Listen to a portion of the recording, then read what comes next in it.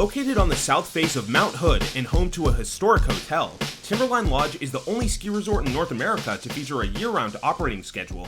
The resort's unique summer skiing opportunity generates considerable interest, and for years, it's attracted adventurous guests looking for warm weather shredding during the off-season months.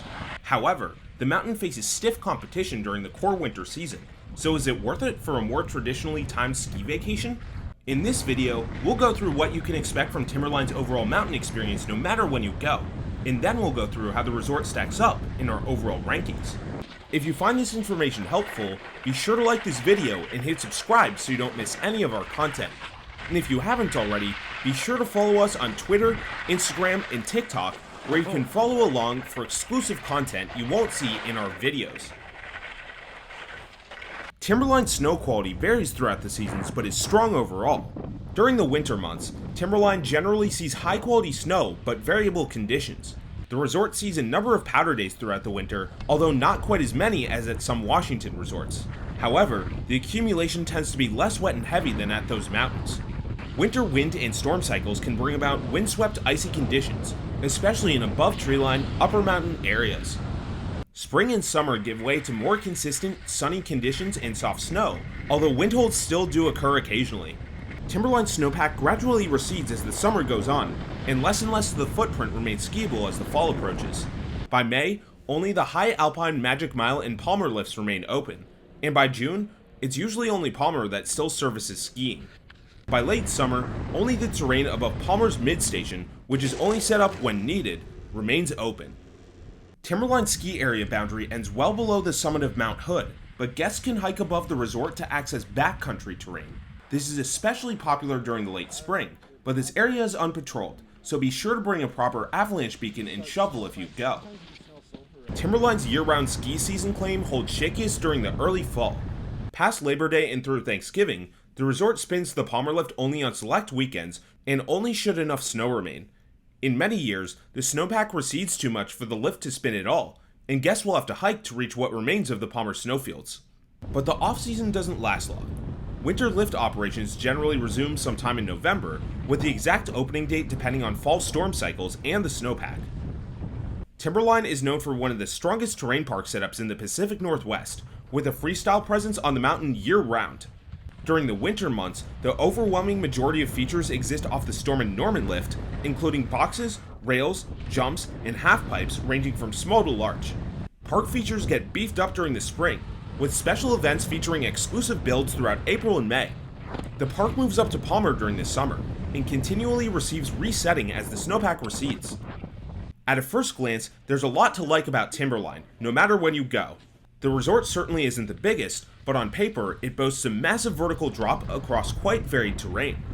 On a clear day, all but the lowest mountain areas feature striking uphill vistas of Mount Hood, as well as pretty cool views of the valleys below. Now that the Poochie lift has been upgraded to a high-speed quad, the resort features high-speed lift service across nearly all terrain, with the only exceptions being the beginner-oriented areas. However, unprepared guests may end up disappointed with the winter trip to Timberline. Due to the resort's unique four-season setup, the resort never spins 100% of its lifts, with the highest elevation Palmer lift out of commission from December to May. This lift is really built for the summer, and remarkably, it gets buried by the winter accumulation and has to be dug out for spring and summer operations. The Palmer snowfields are home to all of Timberline's distinctive advanced high alpine terrain, and the runs aren't short, spanning over a third of the resort's vertical drop. As a result, the lack of winter lift service is a major negative. The resort runs snowcat operations along Palmer on what's intended to be a daily basis, but snow, wind, and visibility conditions have to be near perfect, and when it's open, the lines get so long one might question whether the journey is even worth it. Some of Timberline's above-treeline terrain remains on the schedule throughout the winter, but it's not exactly reliably open. On clear, less windy days with sufficient snow cover, the resort runs its Magic Mile lift, which offers an entirely above-treeline intermediate footprint. This terrain is quite unique for any ski resort, let alone one on the west coast. Magic Mile's operating schedule is quite fickle during the peak winter season, but when it's open, and if Palmer isn't running, it's the best place to be on the mountain. Besides the Palmer and Magic Mile zones, Timberline chiefly consists of typical below-treeline slopes. These areas are open with substantially more reliable schedules than the high alpine areas, and most trails receive regular grooming. But for the most part, the terrain is rather unremarkable, chiefly consisting of beginner and intermediate cruisers. That being said, lower mountain areas do contain some interesting features. Timberline's woods are an under-the-radar pleasure, featuring unique natural halfpipes. These glades are generally mellow in pitch, making them solid areas to practice woods if you're not familiar with this type of terrain. Besides the summer Palmer runs, Timberline contains very little advanced terrain. Only a handful of other Black Diamond trails exist, and the tough pitches on each of these are quite short. We wouldn't consider any of Timberline's terrain, including Palmer, to contain expert features. In fact, advanced intermediates should be able to handle everything at the resort. In 2021, Timberline absorbed the old, beginner-centric Summit ski area as part of its footprint and rebranded it as Summit Pass. This acquisition allowed for a monumental 4,540-foot vertical drop, one of the longest anywhere in North America. However, this claim comes with a number of asterisks. It's possible to ski from the main Timberline Lodge footprint down to Summit Pass, but there's no lift connection back up, meaning that guests will need to take a lengthy shuttle ride to return to the main resort. In addition, the Palmer Snowcat accounts for about 1,500 feet of that vertical, and once the Palmer lift starts running, the lower elevation terrain connection is typically out of commission. As a result, the lappable lift service vertical during the winter is really just 2,166 feet, which, while not bad, is way less unique than the resort's advertised metric. The resort offers its best lift serve vertical on rare spring occasions, when the Palmer lift opens and Jeff Flood hasn't closed yet. Guests can enjoy a nearly 3,700 foot vertical drop when both these lifts are spinning, but this concurrency only happens in select seasons and usually lasts at most for a week or two, typically in late April or early May. Across different seasons and times of day, Timberline's crowds vary almost as much as its terrain openings. On winter weekdays and some summer days, lines at the resort are generally non-existent. However, weeknights and peak winter weekends see quite long lines, as large crowds flock to this modestly sized mountain. Lower mountain lifts start below the base and parking area, meaning there's no way out besides riding these chairs, which leads to serious choke points. The worst lines actually occur during the late spring, when lower mountain lifts have closed and people from other regions flock to Timberline after seasons at other resorts around the country have ended. The mountain's low-cost spring pass plays a major role in this. Unlike most ski resorts, Timberline's base area sits at the middle of the resort, above much of the skiable footprint. Generally, below-treeline slopes exist below the base, while above-treeline slopes can be found above it, hence the Timberline name. The base complex consists of a large building with ticket windows, shops, and multiple dining options. Directly above this complex sits the historic Timberline Lodge, which boasts a fancy restaurant called the Cascade Dining Room, as well as 2 bars with food service. The Cascade restaurant requires a reservation to be seated, but it's generally easy to get in on weekday afternoons due to lower crowds. Outside of the base, the only place to go in for a break is the small Phlox Point cabin. That being said, it's never too hard to get back to the main base from a navigational standpoint. Every lower mountain lift provides direct access to the complex, and it's straightforward to ski down to the base from every upper mountain area. However, Timberline's on-mountain signage could use some work. Most major junctions lack trail maps, making it difficult for unfamiliar guests to pinpoint where they are on the mountain. At least the resort's narrow layout means it's pretty difficult to get truly lost. Just make sure not to accidentally end up on one of the trails going all the way down to Summit Pass. During the winter months, Timberline offers night skiing on some lower mountain terrain. Only a select few trails and freestyle features remain open after 4 p.m., but the resort enjoys phenomenal sunsets that are a treat to watch while skiing or riding. Operations can go as late as 10 p.m. depending on the day of the week, which can make the resort a great evening activity if you happen to be in the Portland area. Timberline is perhaps even better known for its accommodations than its skiing, with the historic Timberline Lodge on site. This lodge is the only on-site accommodation at a ski resort in Oregon, and it has a storied history, having been constructed in the 1930s by a New Deal agency and designated as a National Historic Landmark. The complex boasts a remarkably rustic feel, as well as a pool, hot tub, gym, and spa.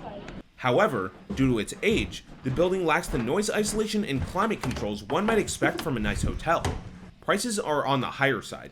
The cheapest rooms go for about $200 per night, and the fancy food options command a pretty penny as well. However, this hotel offers one of the most memorable stays we've seen at any ski resort, and for those who appreciate unique experiences, the stay may well be worth it. For large groups, Timberline also rents out its high alpine Silcox hut. For those not looking to stay directly on site, a few cheaper inns exist in nearby Government Camp, Oregon. However, these accommodations run much pricier than your typical motel due to the higher demand. The cheapest lodging options can be found about 45 minutes away from the resort in the Portland suburbs. At that point, there are plenty of economical hotel and Airbnb options available. Timberline's Aprés-ski experience centers entirely around the lodge. The building's Ram's Head and Blue Ox bars are the places to be after a day on the slopes. Ram's Head overlooks Mount Hood and offers phenomenal views, while the fully underground Blue Ox offers a more laid-back environment. These spots may be slow on the weekdays, but they get absolutely packed on the weekends during the peak winter season. When other resorts are in season, Timberline is outclassed by other mountains with better, more difficult terrain, but during the summer, there's nothing else in North America that can match. While high alpine openings are really tough to time during the winter, the unique terrain worth visiting for stays reliably open during the later months. Timberline isn't on the major multi-resort pass products such as Epic or Icon, but lift tickets are typically pretty reasonable, coming in at around $100 for full days and costing less for afternoon or night skiing access. The resort is also part of the Powder Alliance Season Pass Exchange program, but only during the winter season, not the summer. Ultimately, Timberline is probably best as a day or weekend trip mountain for those in the Portland area during the winter and early spring, but if you're itching for some outdoor skiing and riding during the summer, it turns into a true destination that's worth the travel. Now let's go through how Timberline stacks up in our overall rankings, which are determined by the following 10 category mountain score. Timberline sees typical Pacific Northwest accumulation, which is to say it's consistent but heavy, and gets a 7 for snow. Timberline has the longest alpine sports season on the continent, going almost year-round, but terrain openings are still very inconsistent during the winter, especially in high alpine areas, and despite its season, the resort gets just a 5 for resiliency.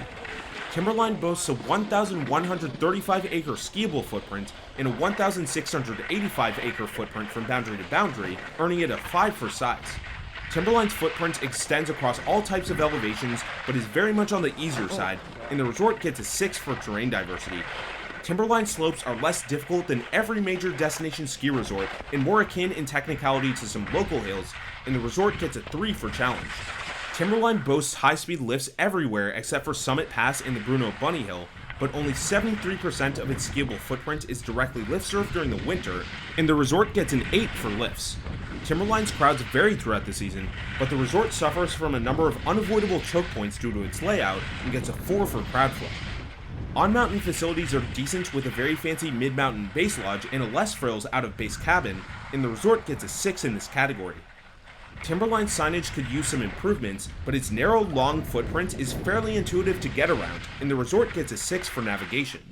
And finally, mountain aesthetic. Timberline has its fair share of low visibility days during the core winter season, but the in-your-face Mount Hood views are unbeatable when conditions are clear, and the resort gets a 7 in this category. These categories add up to an overall score of 58, placing Timberline Lodge 3rd in Oregon and 7th in the Pacific Northwest.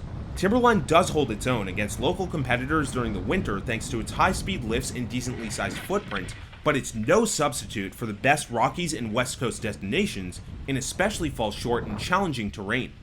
Timberline does have a number of projects in the pipeline as part of a comprehensive master plan, so it's not out of the question that the resort will become more competitive against some of its Pacific Northwest neighbors in the coming years. And of course, none of Timberline's competitors operate reliably during the summer, so after the operations fold everywhere else, the resort stands alone as the top skiable choice. For more information on Timberline Lodge and over 80 North American ski resort destinations, check out peakrankings.com. See you for the next one.